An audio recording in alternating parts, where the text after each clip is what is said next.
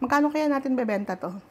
So first, gagawa muna tayo ng ating coat, yung pang-coat natin sa ating tofu. Ayan, 1/2 cup ng cornstarch. Kalahati lang ng 1/2 cup ng all-purpose flour. Lagay tayo ng salt, konti lang. Ayan, pamintang durog. Haluin lang natin. Ayan, so gagamit ako dito ng firm na tofu. Ayan, so tinanggalan ko na to ng tubig kanina pero may natira pa kaya tatanggalan natin ulit. Make sure na tuyo, mga mi. Dahil nga nag-trending siya. So, ito try din natin. Ito yung version natin. Kakat lang natin siya ayon sa ating gustong sukat. Ayan o. Pwede nyo pa itong hatiin sa gitna kung gusto nyo. Hindi na natin kailangang saltan pa itong tofu dahil andito na yung lasa.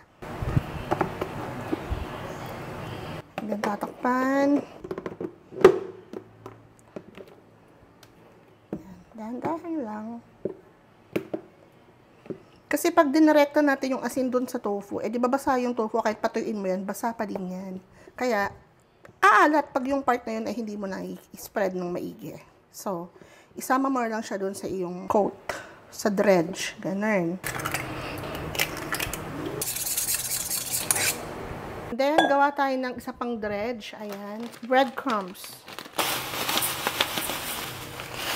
Maglalagay ako ng konting cornstarch. So, habang pinapainit natin yung mantika, gagawin na natin to.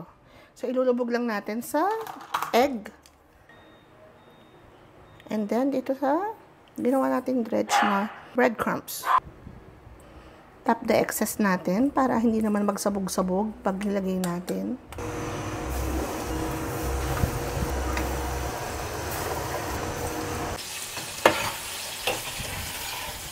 Okay na to mga mi, kasi pag nasobrahan to sa luto, puputok siya. Ayan mi, oh. Lutong. Unahin natin tong tartar sauce. Garlic mayo or shawarma sauce.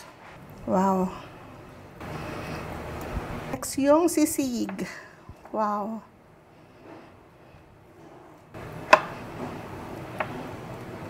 Lagay natin lahat ng flavor. Tikim-tim.